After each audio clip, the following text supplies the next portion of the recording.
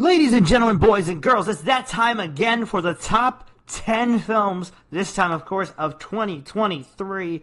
And this year has been so amazing for film. There's such great diversity in the top films of the year. But one thing's for certain, it was really hard to narrow it down to just 10 films.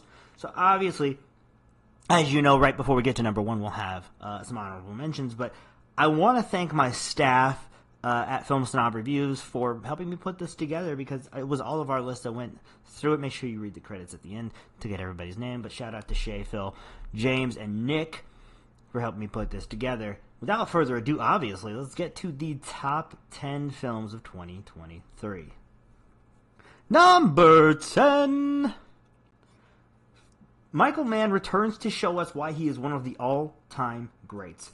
Brilliantly, Mann chooses to give us a snippet of Enzo Ferrari's life, but one important enough that we get to know the man, pun not intended, behind the luxury car brand and what makes us all tick when everything all around us is falling apart. Led by a magnificent Adam Driver performance, Michael Mann delivers his best picture in almost 2 decades. Number 9.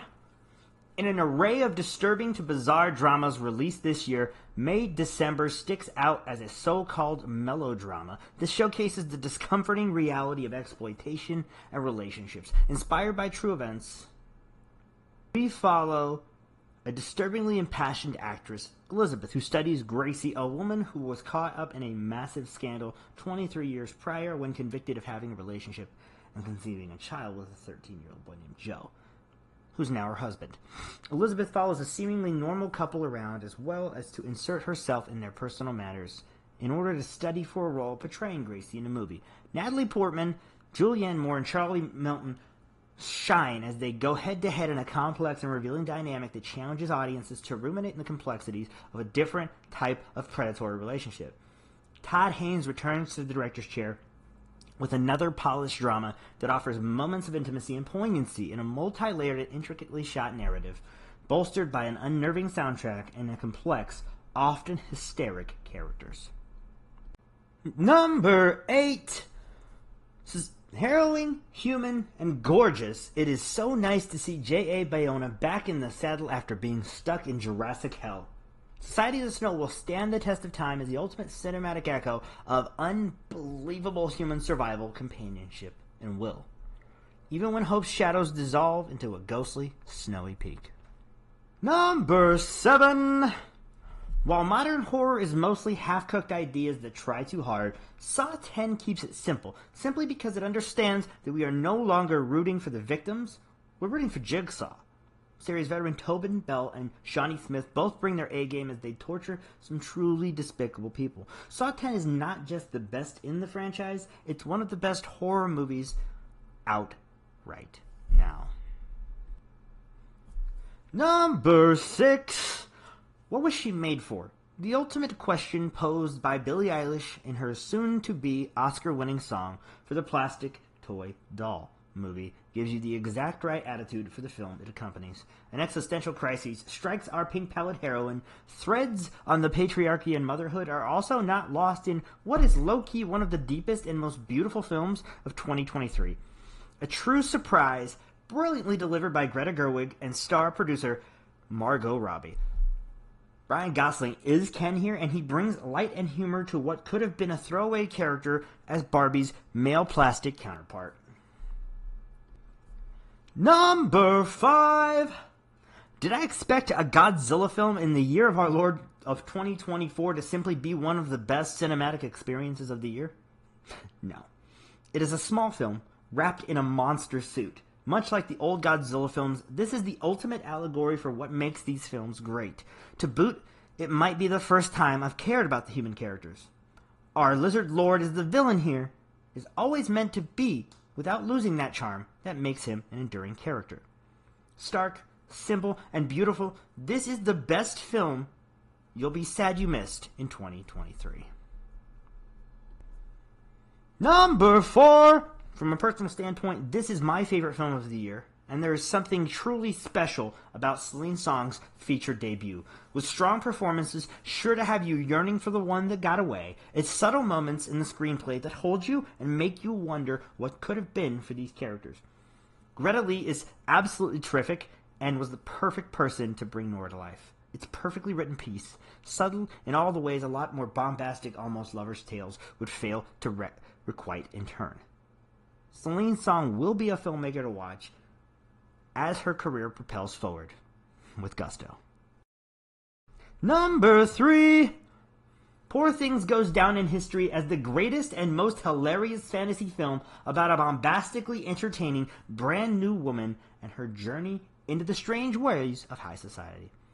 In this film, one finds endless creative expression and design in every aspect of its conception, as well as a surprising, heartfelt core as it explores the power of a young woman, her coming of age, and the terrors and indulgences along the way. Though he's proven himself time and time again in his previous works, director Yorgos Lanthimos still surprises through this complex, fresh storytelling and innovative visual directing style. Number 2. Alexander Payne is and has always been a director of and for real human beings. There's no falsities in his characters. They are not perfect, and that's what makes them shine. Nowhere has this been more evident than the flawed portrait of humanity that is The Holdovers. Paul Giamatti in his second go-around with Payne is simply phenomenal, and Divine Joy Randolph is sure to take home the biggest prize for her turn as a grieving mother. But it's youngster Dominic Sessa that glistens here. He's real and honest, and his turn as a boy on the cusp of manhood is so charming. Sure to be a holiday classic, it's earned its stripes enough to be really high on this list. And now, as mentioned, it's time for some honorable mentions. Here are some films that didn't quite make the cut for 2023. Blackberry, The Killer, and Passages. All films that were right on the cusp of making the list but didn't quite get there. Still recommend you check them out, as well as the other 9 films we've talked about today, but obviously we know what we're here for, and we know what film is at the top spot, so let's just get to it. Number 1! The greatest filmmaker of the past 2 decades makes his masterpiece. Oppenheimer isn't just the crowning achievement for film in 2023. It's a film that shows us the consequences of our actions, even if they're considered grand accomplishments. No one understands the best biopics are character studies and presents a man who will ultimately be tortured by the creation he will unleash. Better with every rewatch, and trust me, our guy Phil saw it 7 times in IMAX 70mm. Oppenheimer is the master at the top of his game. And it's simply put, the best film of 2023. What do we miss, guys? What are some of your favorite films of 2023? Let us know in the comment section below, and of course, make sure you like and subscribe to this video because you know it helps us out a bunch. For Films Not Reviews, this has been your man, William, and we'll see you next time.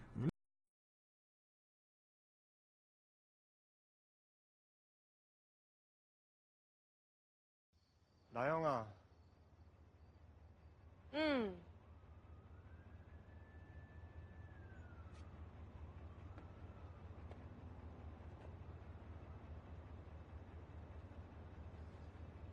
이것도 전생이라면 우리의 다음 생에서는 벌써 서로에게 다른 인연인 게 아닐까?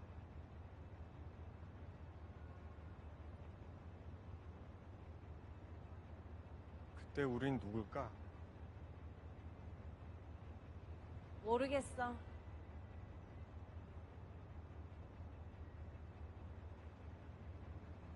나도.